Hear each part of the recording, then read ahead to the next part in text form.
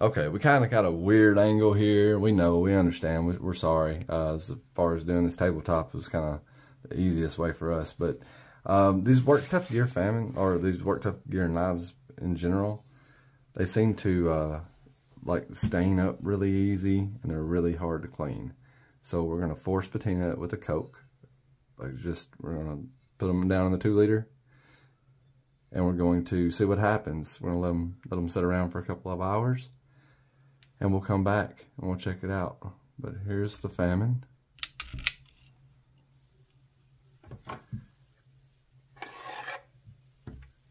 Here's the Sylvanus. It's already working on a nice patina. Like it should have took it off the handle. Let's do that. Okay. Should we do that? We can. The Famine is not going to be a problem. That's G10. We'll clean it up afterwards. Shouldn't be an issue. Alright, man. We'll come back in a couple of hours and we'll check these knives out. They're bubbling up really good. I don't know if I'm sure you can hear it. But it's going to be a Coca-Cola patina. We'll check them out in a couple of hours. Go from there. Well, that stuff is going to make a mess. Yes, it is. That's going to be awesome. It's going everywhere. It is going everywhere. All right, let's put this thing in the bathtub. We'll catch you on the flip side. Okay, so the Coca-Cola, what did it do for the patina? It did something, like it wasn't exactly the, we knew, dumbly, I just stuck these down in a 2-liter bottle. So we got lines of, definition, right? But we tried to do it even sides, but we still got these clear lines, letting us know exactly where the knife was setting and when it was setting. This would be the line when the handle was touching the bottom, just to try to get this part of the blade. And I don't know. I think it actually went up to about right here on the Famine the first time, like inside the 2-liter. Not a big deal. One side like almost looks like it didn't take a patina at all on this side. On this side of the line. But it did. It's not the same as it was. But on this side, it definitely patinaed a little bit better. The Sylvanus does have a little bit difference on the sides too. This one is like a really rough side. Like it patinaed weird. I don't know if that's because like when we wiped it off and then we stuck it back in there and maybe I wiped it. I don't know. I like the way it looks. I do. I like on this side, it's like the edge got the darkest portion. And of course, again, you got this clear line of distinction here, this tattletale mark. The handle patinaed very much differently. I bet it's heat treated different. Right. But yeah, it didn't really take the patina the same. This handle couldn't come off. We had stripped out hardware, from the factory. Not a huge deal. I'm not concerned about it.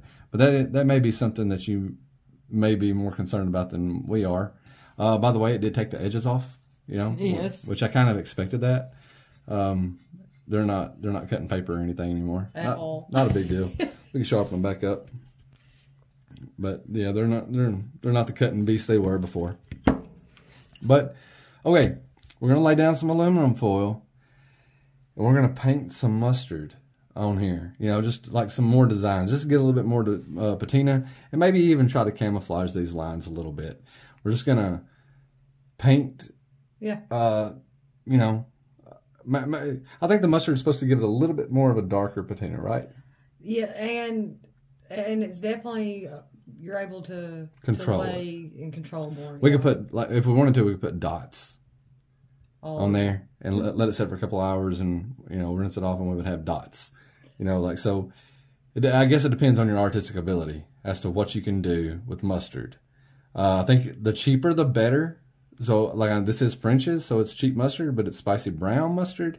I think yellow mustard has got more vinegar in it, so I believe it's supposed to be a little bit better.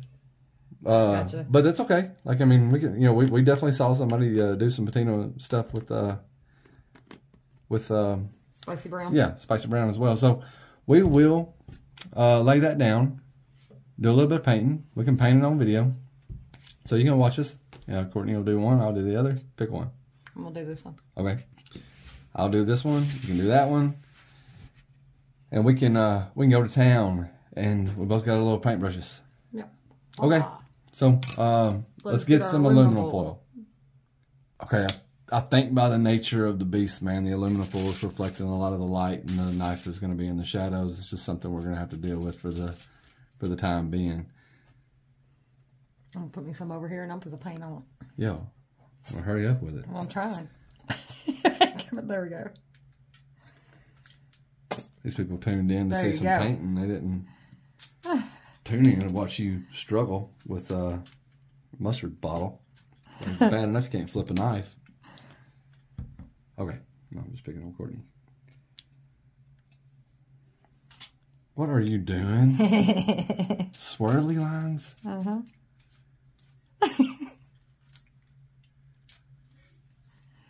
Don't worry about what I'm doing. She's making hers all weird.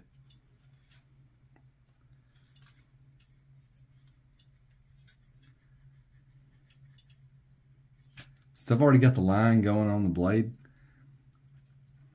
I'm going to try to mimic those lines going all the way up and down. Which is, maybe we can camouflage that line. This stuff stinks. So does the patina. Yes. That was kind of weird. It smelled like Courtney said, wet pennies.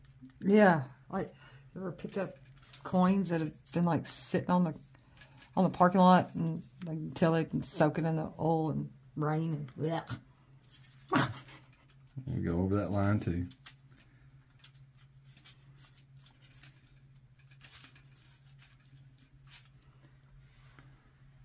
The cool thing about this is, like, we should be able to reset all this patina if we're not happy with it. Yeah. With some vinegar or something to that extent, you know, like, because patina can come off. It's like it's not rust, but it is an oxidization process. So, I think it was weird how the Coca-Cola, like, took off everything. Like, we didn't mention that, but the Coca-Cola cleaned the knife. Like, it cleaned some of the natural patina that it already had. The patina, that WD-40, and really, was it, what else was it, baby? It was WD-40. We used, so that's what I'm going to be working with there. I'm going to do the same thing on the other side. PB Blaster? Yeah. We used a lot of different stuff trying to get the knives clean. And kind of failed. We don't know what this mustard's going to do on top of this Coca-Cola. The only thing we can do is just check it out and see what happens.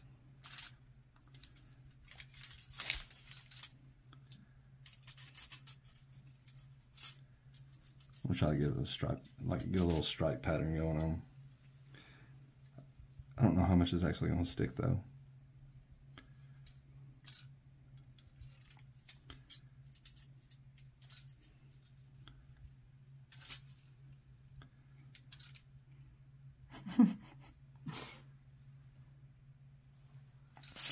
That's going to be kind of viney. Yeah, you're a weirdo.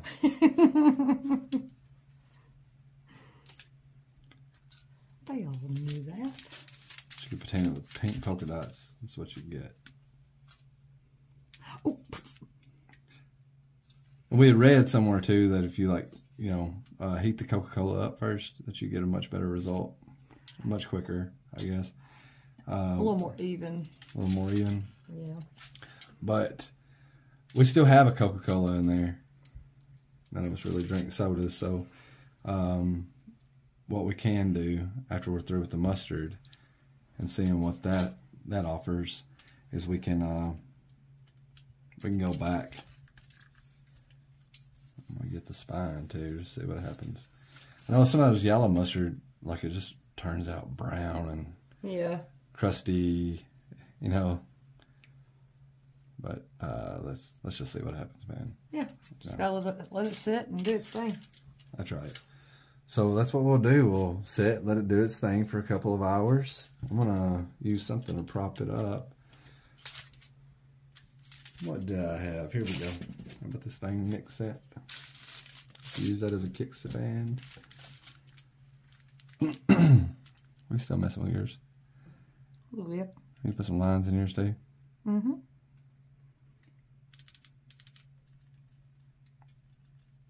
Okay. No, I mean, you can keep on going. No, I'm good. Okay. Well, we'll come back in a couple hours. We'll see how it goes. All right. This is after the mustard. Courtney Sylvanus turned out a little different than the famine. She really likes this side. It's nice and petally and viney, and she got some decorations in there that she really liked. So this is mustard over Coca-Cola. This side was a little weird. Yeah. Yeah, it's a little, I don't know. All over the place. But, you know, I bet another dip in Coca-Cola probably take that straight off. You might not even have to dip it. Just get a paper towel, dab it with some Coca-Cola. Or some vinegar or something. Something, yeah. And just get, you know, kind of reset that patina and do it again. You know what I mean? Yeah. Like, not a big deal if you want to. I really like that side, though. So. Yeah, that side's pretty cool. But you knew what you did on this side, so Yeah. even if you had to redo it all, not a big deal. Mine, I just went for something simple, man. You know, the dark streaks are from the mustard, and the back, you know, like the background of the knife is pretty much the Coca-Cola.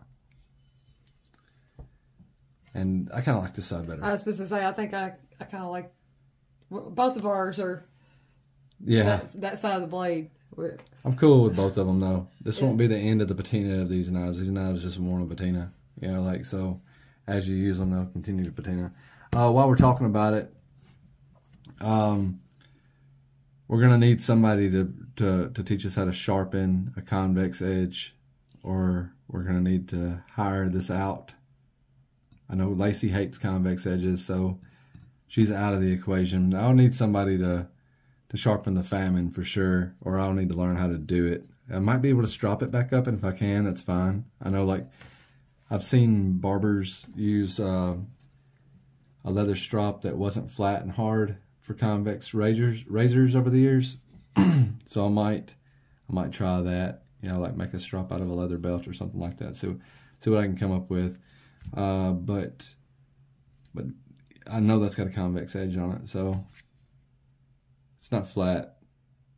Probably won't perform as good as probably won't perform as good as if it was to be flat. Yeah, if it was to be flat. I'm getting tired.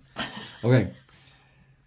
Anyway, that's what we got. Results. These are the results. Experiment. I'm cool with it. And these knives just get so nasty. You know, like when you use them. Coca-Cola did what PB Blaster couldn't. I let the blades kind of like simmer in PB Blaster for 30 minutes to an hour, and stunk up the whole damn house in the process. Just trying to get off like the leftovers. Yeah, the oils from the trees and stuff like that. And it got off the gunk, but it didn't get off the stains. But like first 2 hours in Coca-Cola. By the way, it's 6 hours in cold Coke.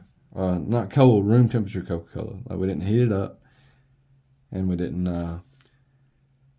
It wasn't out of the refrigerator. Wasn't out of the refrigerator, just room temperature. Bought it from the store, cut the top off of it, and stuck them down in there. But anyway, it's results. Didn't ever get the handles off the famine. These were, well, one of the screws would come out, the other two are cross-threaded. I'm assuming from the factory. Unfortunate. These come out just fine. They are different sizes. Like this is, I can't remember the sizes, but anyway, I believe they're different sizes than that one. Well, when I put it back together, that Allen wrench works just fine. So. Yeah, you put back together the Sylvanus, right? Mm-hmm. That's the box that we got the Allen wrench out of, so it should work just fine. Out of that box. I was using T10 to take it off at first. Even that Allen wrench is a little loose. Yeah. the one that come with it. It's kind of strange. Oh well. Yeah, but it's been hard to find an exact fit for them, but yeah, it's whatever. Patinas. Yeah, Patinas are cool though. They're gonna work. We're gonna work them. You guys have a good one. You got anything else to add? No. All right, we'll catch you on the flip side.